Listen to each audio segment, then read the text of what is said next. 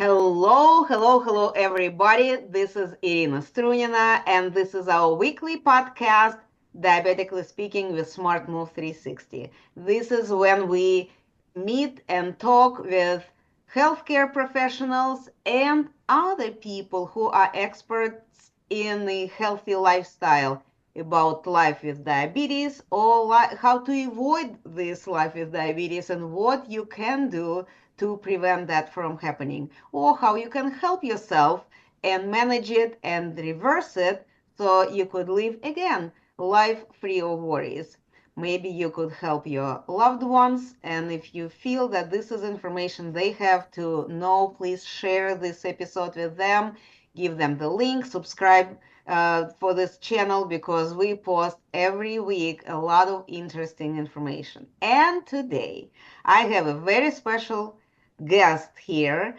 We met recently in our Facebook group, Diabetes 101 for Beginners. I got intrigued by her bio and information she has to share, and we had a conversation. Amazing information. Please, Beata, join us here. Welcome. Thank you so much, Irina, for having me. Well, I am excited about our conversation. But before we start, can you please tell our listeners a little bit about yourself? Explain them why I am so excited. My interest in functional foods and avoiding diabetes comes from my background in biomedical research. So, I worked in every imaginable role in biomedical drug research and development. So I was a scientist at MD Anderson Cancer Center, where I invented two cancer immunotherapies against lymphoma and several other cancers, for which I hold two patents. After that, I moved on to a biotech company called Stem Cell Technologies, where I was inventing uh, diagnostic tests and other assays to help bridge the gaps between creating drugs and bringing them to patients. After that, I was a medical science liaison, helping doctors understand clinical trials before they prescribe the new medications to the patients. And where I met the COVID pandemic, I was a clinical trial advisor and consultant for Novartis. And yeah, and basically, COVID happened. We all got burnt out. And while we were in that situation, it was very obvious that people who had comorbidities, diabetes, metabolic syndrome, they just had a lot worse outcome, both to Mhm. COVID infection and to COVID vaccine. So it was a very rude awakening for me, because my passion and my life's mission is to improve health. So I decided to exit the therapeutic side, where we already damaged it, and now we're on a mend, and enter into a preventative side, which to me very logically started with foods. So I started a company. So I became an entrepreneur, started a company called Sinless Treats Chocolate, where we focus on inventing functional foods that help help diabetics enjoy life. Absolutely. Thank you. This is exciting. So now we merging the science and the health together and helping to understand how does it work. Not everybody has this clear vision. Unfortunately, a lot of times people get their diagnosis after their visit to the doctor's office, and it could be just regular annual visit, or maybe they got hospitalized with some other unrelated issue, something maybe broken bone or some heart issue, whatever it could be. And while being in the hospital care, they learn that they have diabetes that they never thought about. and not a lot of instructions are being given. Not doesn't matter in a hospital or if it is the uh, personal, the doctor, general practitioner. Usually, it goes like you have diabetes. You need to connect with your primary care physician, schedule your follow-up exam in 3 months. But meanwhile, in these 3 months, just try to eat healthy and exercise more. And that's it. And I see so many posts every day in our Facebook group. You know, this our group at this time we have 167,000 members in our Facebook group. Every day, more than 200 people joining our group because more and more people are learning about themselves that they have this scare. Maybe they have pre-diabetes. Maybe some of their relatives got diagnosed. Maybe themselves have this diagnosis, and people are afraid, what should I do? And obviously food is the fuel that we have to run on, and when it comes to food, people a lot of times hear such a different opinions, such different recommendations, and it's very hard to make a decision that will not harm you. So from your scientific background and also interest and passion, um, when we're talking about the healthy food, what does it mean eat healthy? What it includes? Can you give us a little bit of education on this part? I would love to, and this is the question because people who watch TV, I don't. We haven't had TV in the house for 13 years, but um, always get bombarded by information. Buy this, this is healthy. Buy this, the American Heart Association, this is their food of choice. This is American Diabetes Association, there's their food of choice. Um, it is very important to take those messages with not just grain, but a good handful of salt, Mm-hmm. because those you always have to ask who is winning and who is losing. Yes.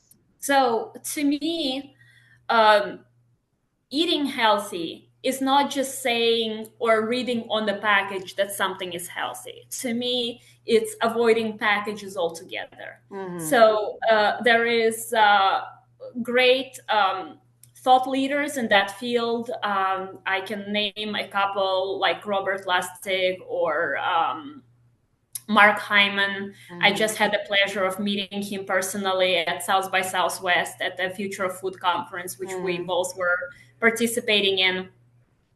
And they always say, if God made it, use it. If man made it, leave it alone. Yes. That means that the goal is really to give our body the nourishment that come in unprocessed form, in its very initial form that the food is supposed to be in.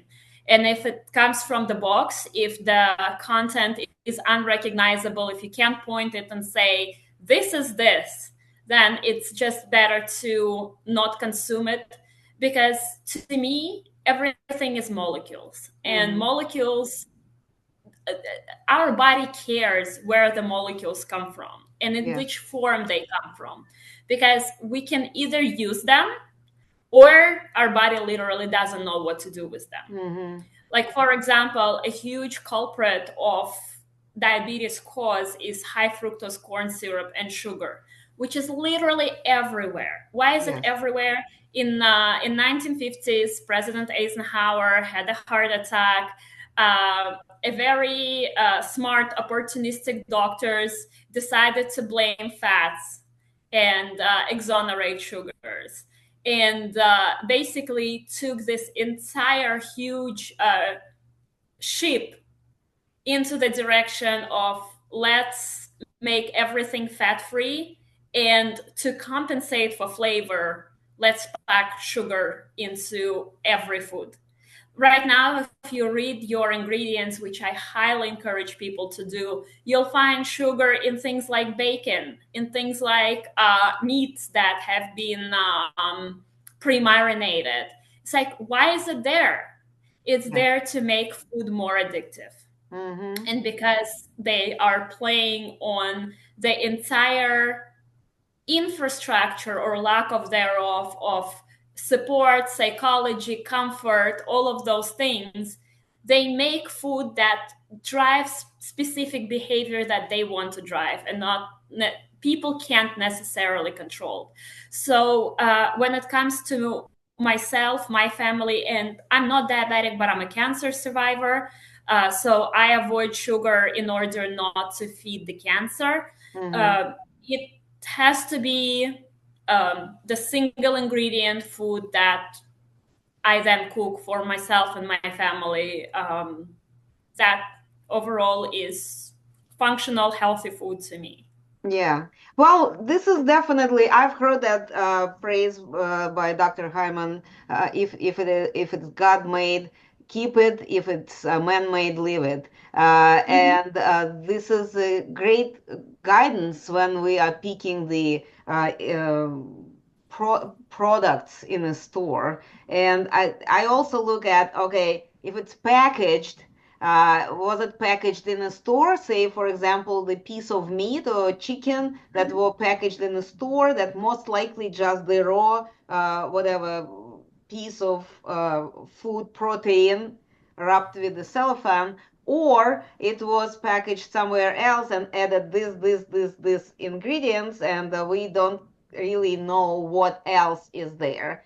Um, so I do believe that this is the healthiest way. Of course, when we cook at home, we always know what we added, how much salt we added, how much pepper we added, how much of what else we added, compared to even when we do the, drive-through, and we're given in a package, in a bag. Sometimes it's even somebody else's bag, not what I ordered, so I have to come back. Well, not me, but I know that situation. I've heard those stories when people were given something what they didn't ask for. Anyways, yes, cooking at home, taking it in control is a good idea. So just you touched it about fat. So uh, is it fat okay? What are the healthy fats? Because I don't want myself to use too much of, all those different kinds of oils that we know are not always the best thing. And frankly, I don't eat that much of a bacon. Sometimes once in a while I could have some of it, but not really a biggest fan of it. So what about fats? What about it? Fats are very, very essential for our energy metabolism and for our life to add real good flavor to our lives. That doesn't mean, as exactly as you said, things like hydrogenated vegetable oils or just seed oils that everywhere. So the great rule of thumb is if it's liquid at room temperature, do not use it. The exception is uh, virgin cold press olive oils and avocado oils only in salad. Means Mm-hmm. you can't heat it. If it's liquid at room temperature, that means they are unsaturated fats. And then once you heat it, even a little bit, they become trans fats, which is literally poison. Mm-hmm. And they take out from your quality of life, they take out from people quality of health, they create a lot of damage to our tissues, making people have brain fog, making people more tired, making people more inflamed, basically sucking their life energy from within. So what fats am I talking about? I'm not telling people to eat bacon, but any fat that is solid at room temperature, that means you turn it over and it doesn't spill out. Mm-hmm. Uh, as a great rule, good fats to use. And that includes, for example, ghee, which is butter that had all of the liquid fraction and residual sugars evaporated. It also includes lard. It includes duck fat. I'm particularly a huge fan of duck fat. Anything that I made eggs this morning and I made it on duck fat. If people completely opposed to using animal fats, then another great alternative is coconut oil. Yeah. But the one that is solid at room temperature. So Okay. if you see it solid, that means it's a saturated fat.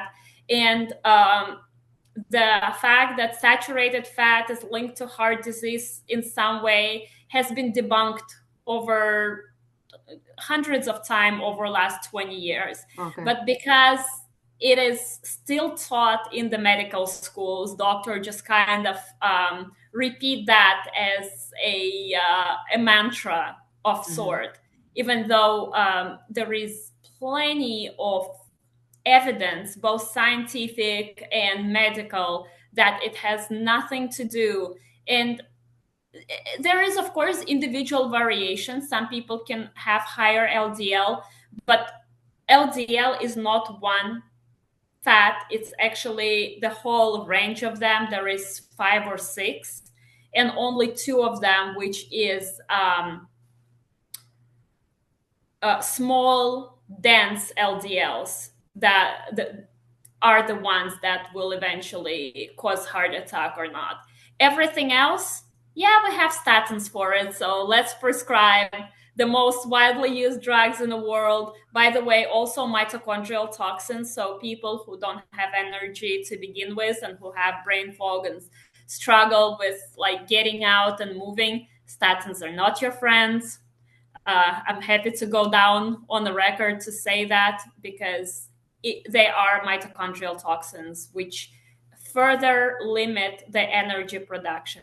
So what other great fats are out there? So we've touched on animal fats, the ones that come together with protein. So what I mean by that, good steak, grass-fed steak, good wild-caught fish has plenty of saturated fats like omega-3s, which are in fact anti-inflammatory.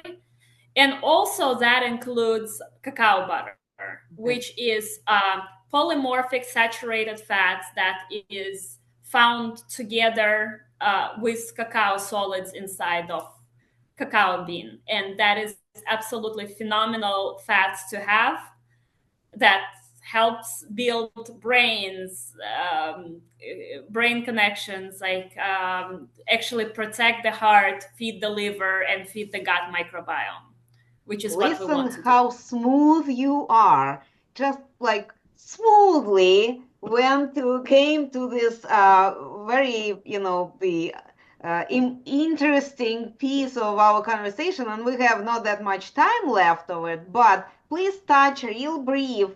What are you using this cacao butter for? So, I'm a cancer survivor who doesn't eat sugar anymore. Yes. And in the beginning of my journey, back when I was still working in corporate medical, uh, after my immunotherapy for lymphoma that I was diagnosed with in 2018, I was thinking, well, surely somebody already invented the chocolate that would be both clean, meaning healthy, and decent tasting. Yes. And boy, was I wrong.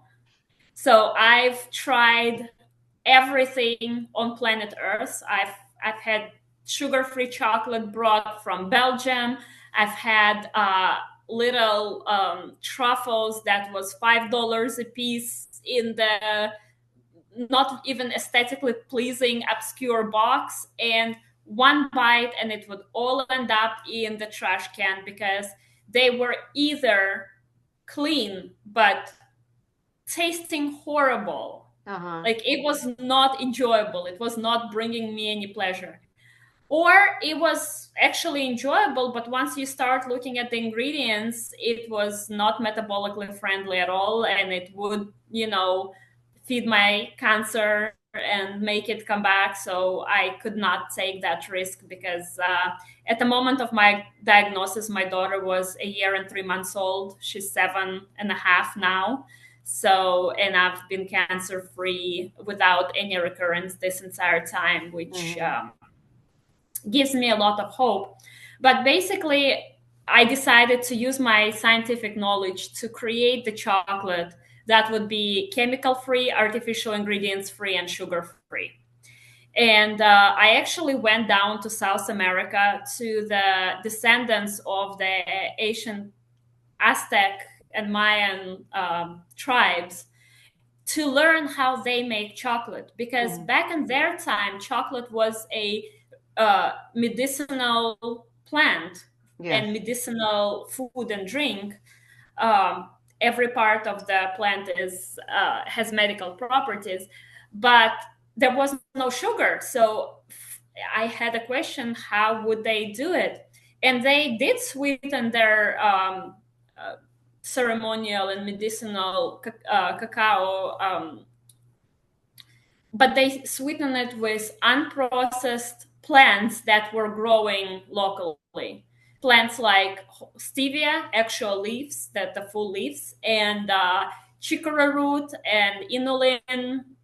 So when I saw that, I had a lot of hope, and I came back to Houston, Texas, and we started creating the chocolate that would not only be metabolically friendly, it would also taste great. And this is how Sinless Treats Chocolate was born.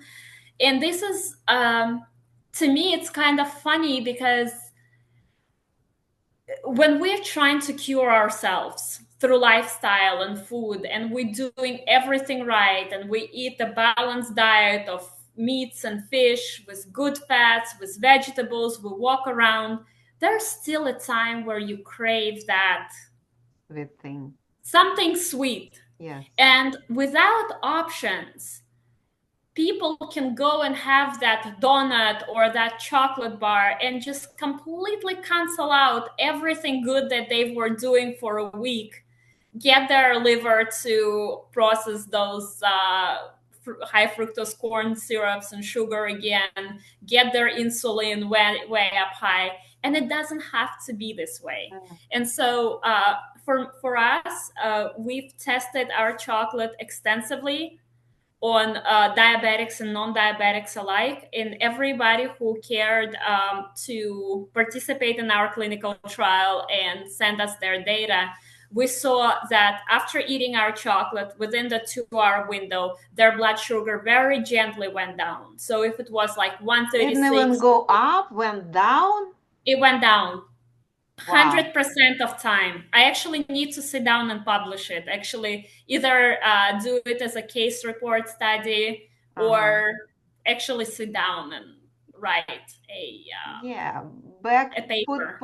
put back your scientific, uh, outfit and do a little bit of report of how to lower your blood sugar levels. Like eat Well, more we actually chocolate. have a sequel to that trial, and maybe I'll wait to publish both together because maybe journals would not accept it as it is right now. But we're looking for people to participate in a trial where they would eat something that spike, followed by eating our chocolate, versus the other arm would eat something that spike, not followed by the chocolate. I And volunteer to be one of the person on your great, trial. yeah, we're currently recruiting for that.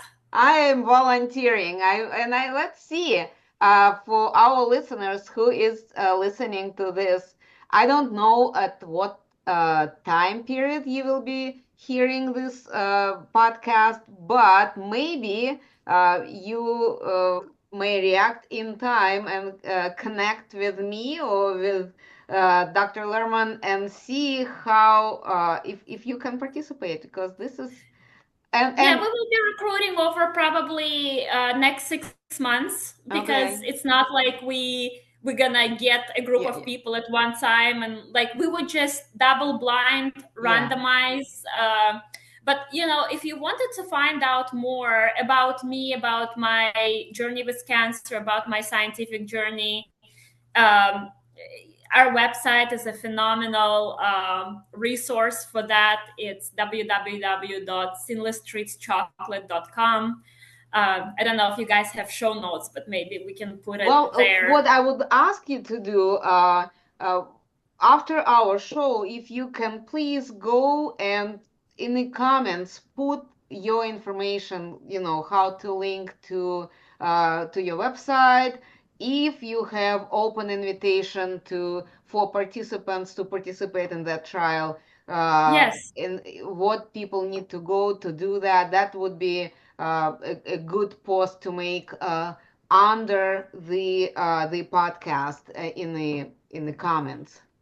Yeah, actually, the idea of doing a follow-up trial came just about a couple of weeks ago when I was at South by Southwest and I was participating. I was on multiple panels of gene therapy and cancer therapy and clinical trials, and then of course the food tank, the food as medicine, where I met Dr. Hyman, and that idea came in conversations when we were like, we have all of this data and not a single patient, no matter how deeply diabetics they were. I had people here who were, upwards of 300 pounds and fasting blood sugar in 200s, and they would eat 7 or 8 pieces and see their blood sugar within 2 hours fall from 200 to 187. Okay. And they would literally cry because Okay. they didn't believe that this is possible. Yes. Well, okay. And will your trial, all of a sudden we're talking about this, will your trial just attach to the Texas or anybody around the country? Because we No, have a lot of people from California and the northern US states. wise, it's country wise. It's anywhere we can ship our chocolate to. Uh-huh. Um, so there is a formal process. We will have to get your name, your contact Yes. information. We will tell you when to measure your blood glucose level, or if you're on continuous glucose monitor, which is what I Ideal. wear. It's Yes. right here, and Uh-huh. it's Uh-huh. technology that I absolutely adore. Um, at which point to send us the curve and the Yes. reading, and uh, yeah, so it would be within continental United States. Anywhere that we can ship our chocolate to, we can get participants. I've got some ideas. We will talk after the show. I got some ideas for you, and I'll share it with you. Well, Beata, Excellent. it's a conversation that we can continue on and on and on. I realize that we are getting a little bit more time, but I am willing to share this. Doesn't matter how much longer than 30 minutes we are in. I need to make just repeat the announcements for the group. So stay here, don't go anywhere, okay? I wanted to remind everybody about the activities that are happening regularly in our Facebook group, Diabetes 101 for Beginners, because all we are trying to do is to provide you with as much information and support as we can. And one of the activities that we do is we every Tuesday we have this event. It's called Telenurse Tuesday. This is when our nurses, registered nurses, come to the group and answer your questions. You need to do a part of it activity. When you see this post on Tuesday, in the comment section, post your questions. The nurse will come at 7 p.m. Eastern Time. We'll go over the all posted questions and answer them. And you could even have a conversation at that time, like type in your follow-up question. Every other Wednesday, we have our support group meetings again at 7 p.m. Eastern Time. It's not happening in Facebook group. It's happening outside in Zoom. There will be a link to this Zoom meeting where you could meet with us. Very often we have our registered dietitian, Kim Kyle, meeting with me there, and some other healthcare professionals. We are there to answer your questions, to cheer you up, to if you had some disappointment, to find the silver lining for you, and maybe some ideas that you could try to implement. Of course, every Thursday at 4 p.m. Eastern, we have our Diabetically Speaking with Smart Move 360 podcast, which has the backup version on YouTube. The YouTube channel called Smart Move 360, very unique. It's easy to find. Please subscribe and just share it with everybody who you think may benefit from it. I wanted also to remind everyone that started this year, 2025, Kim, Kyle, and myself, we are doing this Diabetes 101 for Caregivers crash course. It's every last Saturday of the month. It's once a month event, again posted in our Facebook, where we again separately in Zoom, where you could get the link to that Zoom and join us there. And Kim is talking about some specifics of diabetes that caregivers who do not go to the doctor's office very often are missing explanation. What is the blood sugar and why it's so important? What is the insulin resistance? What are the medication that are prescribed? That how do they work? Uh, all this important information is presented for you from the standpoint of a professional who is also a caregiver, what we need to know. And of course, the last thing is that every last every 2 months we have this Diabetic Healthcare Expo. It's also on Saturday, and this is when our healthcare professionals come together and have this 1 day intensive information sharing about life with diabetes, what we need to be aware of, what we need to do, where we need to go, who we need to meet. This is happening every 2 months. So every newly diagnosed person and their caregivers and their loved ones join us there. It's important information shared there, and it's completely free for right now, at least. Right now, we are back to our podcast to actually wrap it up. Beata, thank you very much for joining me today. Thank you for your, I don't know, passion to help people, and in such a fun way now you do it. Before it was the lab work that we didn't see. It was important but not seen. Now you're doing it in a fun way. This chocolate production, is it actually people can purchase it or it's still in developing stage? No, people can purchase it once again on our website, www.sinlesstreetschocolate.com, or if they're local in Houston, we are located in Bel Air. The address is 5400 Bel Air Boulevard. It's right on the crossroads of Bel Air and Maple Ridge. So if they're local, they can stop by, they can meet me, they can ask me some questions. If they are, extended community, we love them anyway.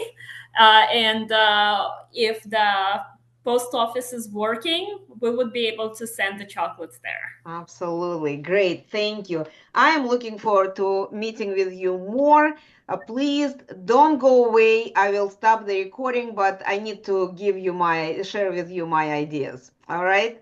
Everybody, thank you very much for listening. Thank you very much for joining us. Uh, we'll see you next Thursday, but for right now, have a great rest of your week and stay healthy, keep moving, and we'll meet again.